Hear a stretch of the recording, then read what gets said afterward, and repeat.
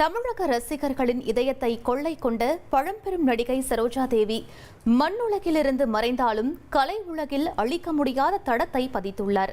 கொஞ்சம் மொழி பேசி தமிழ் சினிமா ரசிகர்களின் நெஞ்சங்களில் நிலையான இடம் பிடித்தவர் அபிநய சரஸ்வதி நடிகை சரோஜா தேவி. கர்நாடக மாநிலம் பெங்களூருவில் 1938 பிறந்த இவர் 14 வயதிலிருந்தே சினிமாவில் நடிக்க வந்தார்.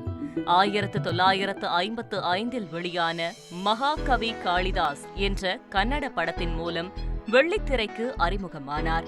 இதைத் தொடர்ந்து சிவாஜி கணேசன் நடித்த தங்கமலை ரகசியம் திரைப்படம் மூலம் தமிழ் சினிமாவில் கால் பதித்தார் சரோஜா தேவி. அதன் பிறகு எம்ஜிஆருடன் அவர் நடித்த நாடோடி மன்னன் திரைப்படம்தான் பெரிய திருப்புமுனையாக அமைந்தது.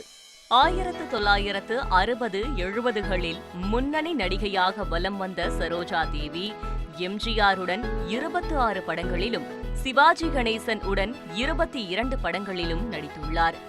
ஜெமினி கணேசன், எஸ். ராஜேந்திரன், முத்துராமன், AVM ராஜன், ரவிச்சந்திரன் ஆகிய பிரபல நடிகர்களுடன் 200க்கும் மேற்பட்ட படங்களில் நடித்துள்ளார்.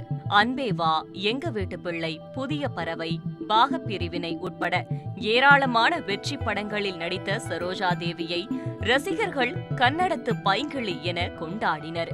நடை, உடை, பாவனை, சிகை அலங்காரம் மற்றும் நடிப்பில் புதுமை, தனித்துவத்தை வெளிப்படுத்திய கலையுலக ராணி சரோஜா தேவியை கௌரவிக்கும் வகையில் பத்மஸ்ரீ, பத்மபூஷன், தமிழ்நாடு அரசின் சினிமா விருது, கலைமாமணி விருதுகள் வழங்கப்பட்டன.